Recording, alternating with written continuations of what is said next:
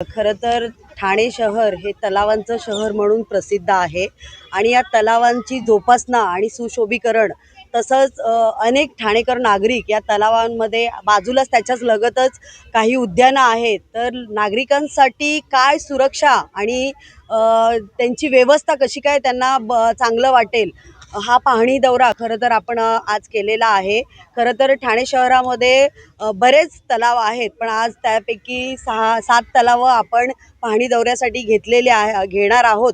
आणि आपल्या महापौर दालनामध्ये याची एक तलावांच्या रिलेटेड जेवढे अधिकारी आपले ठाणे महानगरपालिकेचे आहेत त्यांच्याशी एक बैठक करून काय काय आपल्याला चांगल्या सुविधा या ठाणे शहरातील तलावांसाठी देण्यात येतील त्या आपण नक्कीच देऊ. आज कचराळी तलाव असू देत, मखमली, सिद्धेश्वर, कोलबाड, आंबे घोसाळे, गोकुळनगर, ब्रह्माळा ह्या तलावांची आज पाहणी दौरा आपण खरं तर घेतलेला आहे.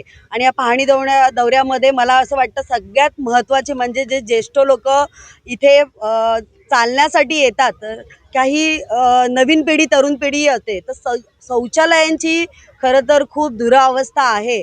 तर अजून बघायला गेलं तर काही बांध तलावांचे तुटलेले आहेत. स्वच्छता पण मला वाटतं बऱ्यापैकी नाही आहे.